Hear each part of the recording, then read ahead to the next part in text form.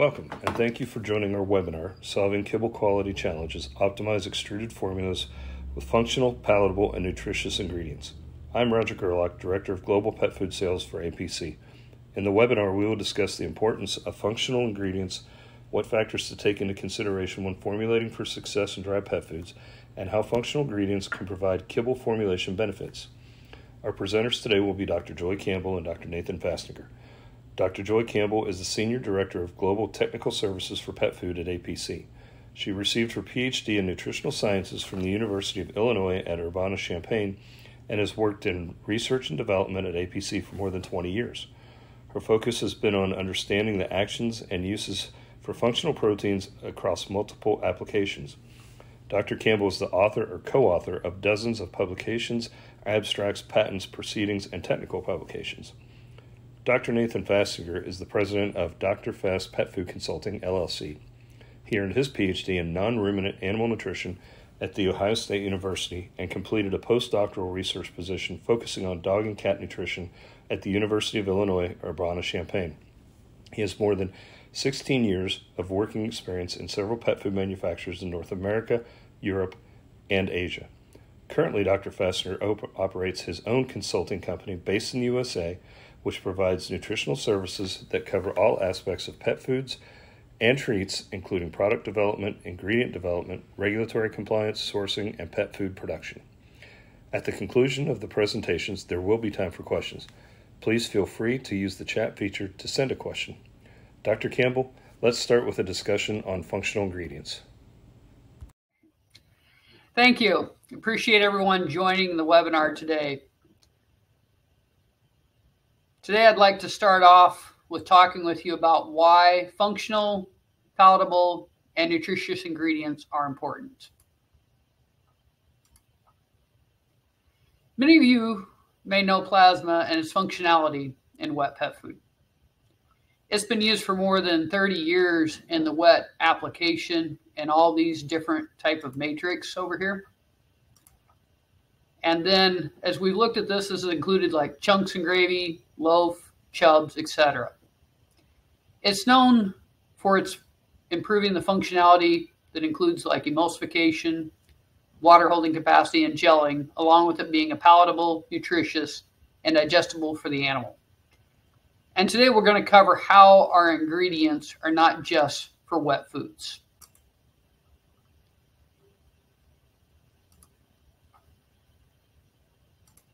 Plasma has been used in different dry pet foods such as complete food, treats, and supplements.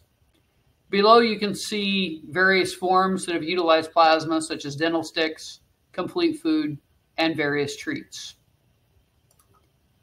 Today I want to talk with you about what is plasma.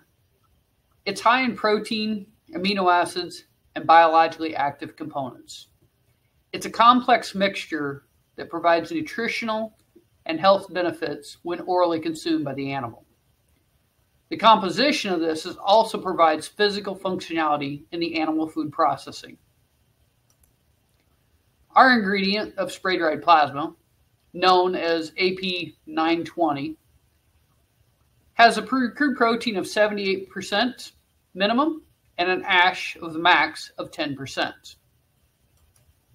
The typical amino acid profile can be provided in our spec sheets as seen here.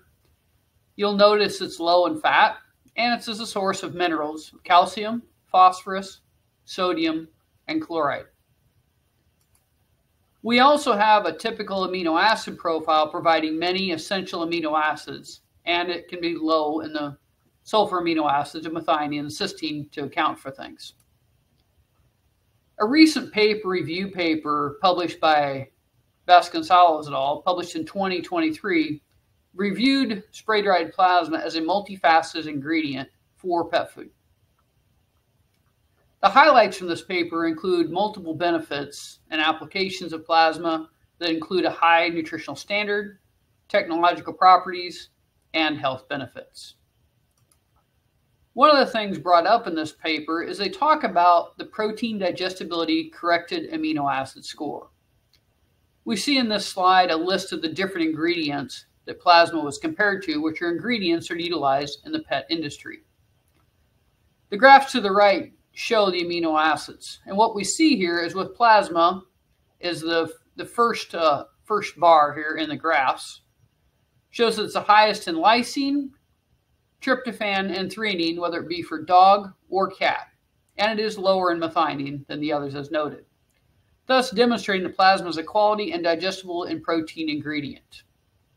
So when we're thinking about formulation in this, there's different ways to think about it. There's many benefits to be considered. At lower protein levels of the diet, one can use it to extend protein shortages, boost the protein, or potentially reduce costs depending on formulation. As you move up in the higher protein formulations the needs, you can use it to get more animal protein into the formulation rather than plant proteins. And it can help with reducing the ash, calcium, or salt from the formula, since it is also lower in ash and does provide calcium and sodium. Lastly, it's also known to improve palatability compared to plant proteins, which we'll cover a bit later. So when we think about this, thus the importance of the palatability and boosting animal proteins, plasma can be a great option that is low in ash, it's high in protein. It helps to balance that. It mentions the calcium and phosphorus from meat meals, as it's low in the calcium and higher in the phosphorus, and it's good for the high protein foods. Now I'd like to move into palatability for dogs. We've demonstrated improved palatability versus pea protein. It can also be used to replace other proteins, such as dried egg, along with providing functional benefits of support for immune and digestive health. So as we look at dog palatability, to understand this, we first did a comparison of 5% pea versus 5% plasma. Here we see a graph shows the intake up with the plasma diet compared to pea protein, demonstrating improved palatability. These diets were formulated to 28% protein. We also did another diet that was formulated to 32% protein. Again, we were able to replace a portion of the pea protein with the plasma. And again, we saw a higher intake with the diet containing the combination of the plasma and pea protein. Thus, in both cases, the intake was increased when plasma was included in the kibble, indicating improved palatability. Along with looking at palatability, we have also compared it with durability. And this is durability of the diets that were formulated to 28% protein. And what we see here is similar durability across all the different formulas of around 97%. Next, I want to move into palatability for cats. Here we compared to spray-dried liver. Again, we incorporated the plasma into the kibble and not as a coating. We evaluated with various palatants and also altered palatant levels. We were not using it to replace palatants. The other thing to remember also with this product, again, it can provide functional benefits to support immune and digestive health. So let's look at the cat palatability. In the cats, we were comparing 2% poultry liver versus 2% plasma. So similar, and then we had similar levels of palatant on both kibbles. In this first test, we see that we again, with plasma compared to poultry liver, saw an increase in the intake, indicating improved palatability. In the second test, using the same kibbles containing either poultry liver or plasma, we then altered the level of palatant. And in this situation, we lowered the level of palatant on the plasma kibble. Again, in this situation, we did see a nice increase in intake in the plasma-containing kibble. Thus, with both situations, including plasma inside the kibble, improved palatability. Now moving into digestibility. We ran an experiment with digestibility, incorporating the plasma into the kibble with either 0, 1, 2, or 3%. All the diets were extruded and then fed into a dog study in a Latin square design to evaluate digestibility. What we see here is that all levels of plasma increase dry matter and crude protein digestibility. Thus, this digestibility was significantly improved even when plasma was included into the mash prior to extrusion. We evaluated intakes also in the study. Intakes were similar across all treatments, and as expected, we did see a significant reduction in fecal output, similar to what we see with what you would expect with an increase in digestibility. We saw less fecal output. Thus, as we look at this, and we've kind of covered the basic research on plasma. Plasma is a nutritious and functional ingredient that has had consistent results for dogs and cats. It also helps with digestibility, palatability, and product quality. So with that, I'd like to pass it over to Dr. Nathan Faster to share with you about formulating products for success in dry pet food.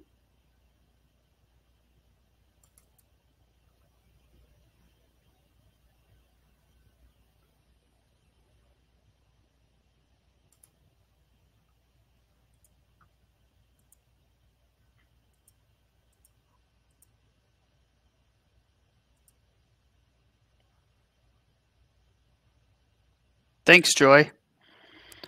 I'd like to start out with some trends that we're seeing in dry kibble. And at the end, we'll talk about how plasma can help you enable some of those trends.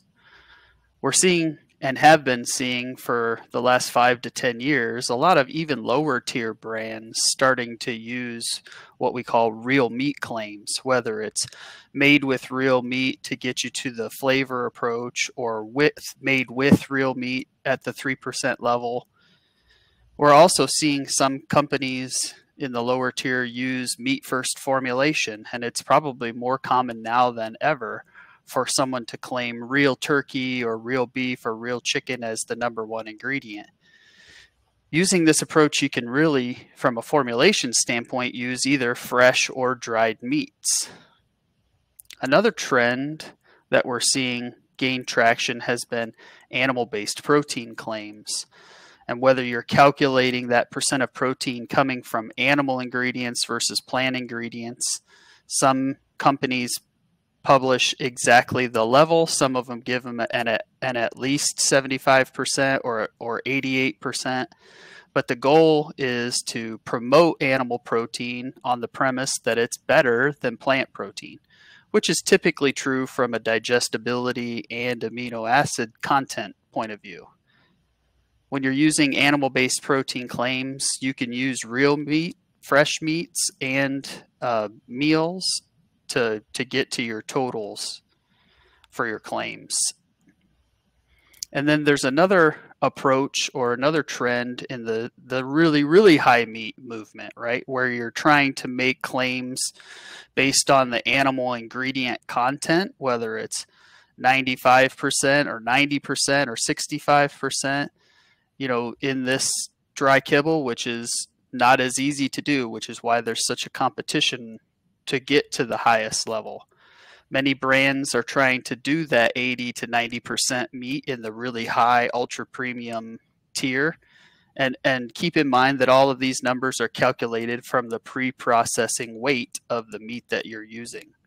And this can also be done from a production standpoint with both fresh or dried meats. So why are we seeing these types of trends? Well, animal protein has a better amino acid profile than plant protein. And in general, animal protein is more palatable than plant protein.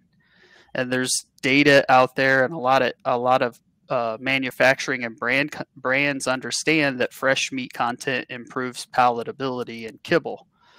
So all reasons to get behind the fresh and more animal protein trends when it comes to the consumer's desire. Now we're going to talk a little bit about extrusion, just to kind of highlight what are the variables that we control so that we can understand where meat goes and how to approach this from a production point of view. This is a generic diagram of an extruder. We have variables such as the dry batch flow rate, the liquid flow rates, the moisture and temperature of the preconditioner with trying to target a specific moisture content of that mash as it enters into the extruder. You can also control the extruder speed, the moisture and temperature of the barrel, whether you're adding steam or water to each of the steps is kind of up to the manufacturer and the design of the extruder. A back pressure valve, if there is any, to help with expansion. The die shape size obviously impacts the density of the product and the size and shape of the kibble itself. As we think through what we're trying to control for with all of those settings, one of the major goals is starch cook. You want to be at or above 80% starch cook, because if starch cook is lower than that, you can actually cause some stool quality issues in the animal when it gets fed. And those starches that are not hydrated and not cooked are more difficult for the animal to digest, but very easy for the microbes in the large intestine to digest, which is what typically leads to the stool quality issues. You're also trying to control for the density. And the density can be controlled through the kibble shape and thickness, how much air you put into the kibble, which is the texture portion. And why do we look at density? Because it does impact the appearance, the size, the bag fit. So if you have a bag template for a 5 pound of kibble and you have too light a density, it may not fit in that bag. And it also impacts the feeding guidelines because they're measuring it in a cup, and the density of that measuring cup can be different based on how dense the product is. Another production measure that we're keeping an eye on are fines generation. This one is mostly a production cost measurement. If you have broken and or out of spec kibble from variation within the manufacturing process or reduced durability due to some ingredient, that's what the production facility is going to be measuring and keeping track of and trying to find the ways to minimize the fines generation. Another quality measure is the fat and palatant application, where you're targeting even coating, both because it impacts appearance and can impact the feeding performance in the pets. So let's talk a little bit more about meat slurries and how they typically get used in dry kibble. Most traditional single and twin screw extruders are set up to handle up to 15 to 25% fresh meat. And that's based off of the flow rates of the pumps that are designed to pump it in there. There's many different attributes to the facility and actual production equipment that has to be specifically designed to handle certain levels of certain ingredients. And when you're using that 15 to 25% meat in a twin or single screw, most of the moisture from the meat is being cooked off during the drying process. So if you're targeting 25 to 30% moisture in the preconditioning cylinder prior to it going into the extruder barrel, you're not losing much moisture during that time, but you're going to be cooking most of it off during the drying process. There are also specialized extruders, such as the thermal twin screw, that can handle much higher meat content, 40 to 70, even higher percents of fresh meat. And in this system, the moisture reduction is happening during the preconditioning, extrusion, and drying process. So it basically gives you 3 places in which you can cook some of the moisture out of those fresh meats, and that allows for higher fresh meat inclusions. So where do we typically add fresh meat during extrusion? Right, it's typically added into the beginning of the preconditioner, so it would be in the liquid additives step from this diagram. Some of the issues that come up as we utilize fresh meats are the variability of those ingredients. We know that the moisture, protein, and fat can all vary from batch to batch and supplier to supplier. And as you target a specific moisture content in the preconditioner, if you have a a certain amount of steam already being added or water already being added, and now you have a variation in the water content of that meat. When you switch from one tote of meat to another, you can end up having some surging that happens during extrusion, which makes it, a headache for the extruder operator to have to balance that throughout the run. We know that fat can also impact this, but mostly the moisture variation in the extruder really affects the starch gelatinization, and then that impacts the starch cook and the density of the kibble. If we take a look at some examples, this is some data that I've collected over the years for a single supplier of chicken MDM and beef MDM. And I've got on the graph or on the chart moisture, protein, and fat, both the min, max, and average. From that single supplier, we could see up to a 7% swing in moisture and an 8% swing in fat content.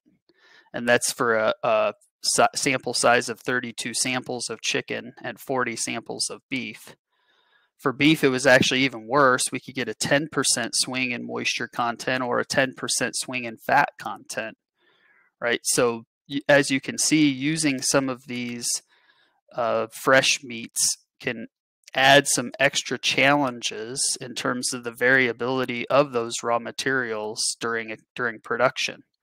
And we talked about how moisture of the meat content makes the extruder operator have to adjust the additional moisture either up or down to try to target a specific moisture content during the preconditioning step. But the fat is actually just as big of an impact, because fat going into the preconditioner and extruder basically acts as a lubricant. And since the friction is very important in an extruder to providing some of the heat and cooking, anytime you have additional amounts of fat, it starts to impact your starch cook, because the product will be going through without as much friction, and that impacts starch cook. And anytime that you impact starch cook, you're going to be impacting the expansion as it comes out of the die, which impacts the kibble size and shape and density. So there's a couple of different ways to control for variation in the meat. Finding a meat supplier with less variation in moisture and fat content, whether it's the supplier actively sending you the correct lot codes that closer match your spec, or whether they're blending together multiple production lot codes so that you have some way of reducing the lot to lot variation. That's one way. Monitoring the meat moisture before you run the product so that you have an idea of what kind of adjustments may need to be made during production is another approach. Some production facilities have chosen to go away from fresh meat and go use a dried meat approach rather than deal with the potential for variation within the meat supply. And then there's also some additives that we can use, and I think Joy is going to be sharing some data where plasma has been shown to help with some of the high meat content approaches. So with that, I'm going to turn it back over to Joy so that she can go through the study.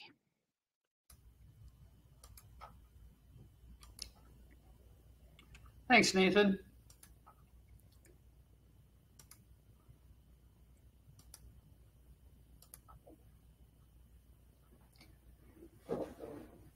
What I'd like to cover with you now, as Nathan mentioned, is how plasma can help in extruded pet food formulas. First, let's talk about the reasons to use plasma in extruded diets. One is if you're wanting to market claims for meat inclusion or plasma. We've also talked previously about plasma's impact on palatability, along with, as Nathan mentioned, fresh meat and palatability. Additionally, is to have better durability and less fines to make a good quality kibble, and we'll share with that today what we've seen by putting plasma into the kibble and how it helps with durability. And then finally, the ingredient deck order, the fresh meat, first moving it up. We completed a series of tests at the Winger extrusion testing facility. We utilized both the twin screw extruder pictured here and also their single screw extruder. We were testing the ability to increase fresh meat using the chicken meats type slurry pictured here. So in these studies, our goal was to increase the fresh meat in extruded diets utilizing plasma. As we said, we completed these in both the single and twin screw extrusion, and we were formulating either 2.5 or 5% plasma for the final kibble and looking at various meat feed rates to evaluate the quality of the kibble after extrusion in both dog and cat kibbles. So the first test I want to share with you is on the single screw. We were testing a single screw for a grain-free cat kibble diet. With the control, we had both a 25% or 35% meat feed rate. This relates to either an 18 or 23% fresh meat in the final kibble. We were able to move the fresh meat up with the control up to the 23%, which is that 35% feed rate. But you see what happens as we did that, going from the 18% in the final kibble to 23%, the durability decreased. We then were able to move the fresh meat up with the plasma. We took it up again to that 35% feed rate, 23% in the final kibble. And with 2.5% plasma, we were able to see the increase in durability. We did this with both the 2.5 or the 5% in the final kibble.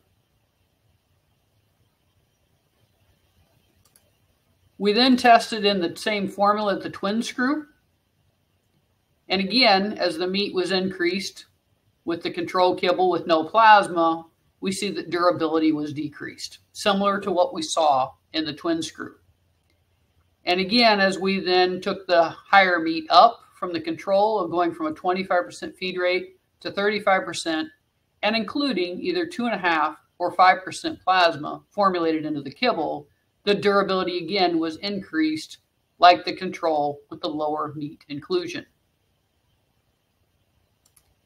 Along with this, seeing the improvement in durability, we also tested palatability. We were able to make enough kibble. And looking at this in our first test, the comparison was between 35% meat control, which was our control that had 18% in the final kibble, 23% in the final kibble, and then containing either 2.5 or 5% plasma with the same level of meat at the 35% feed rate. In the first graph, we see the 2.5%, and we see an increase in intake. We also tested the 5%, and here again, we also see a further improvement. So again, both of them seeing a nice improvement in the cats. We've got good durability, improvement in palatability of 2.5, and a bit up higher with the 5%. We then moved on to the next study was done with grain diets in dogs. We tested again first on the single screw with our control at a 25% meat feed rate again, which is 18% in the final kibble. Again, durability was good. We do not have a control with the higher meat since we had previously not been able to make a good kibble with the higher meat without plasma. Thus, we don't have this control. We then formulated the plasma again at either 2.5 or 5% to increase the fresh meat rate. This time, the fresh meat rate was taken up to 45% feed rate, which is about 28% in the final kibble. As you see again, durability for both levels of plasma was good on the single screw. We did like we did before and tested again the same formulas on the twin screw. With our control kibble at 25% meat feed rate, durability was around 90%. Then again, when including either the 2.5 or 5% plasma in the kibble, and the higher meat feed rates up to the 45% feed rate again.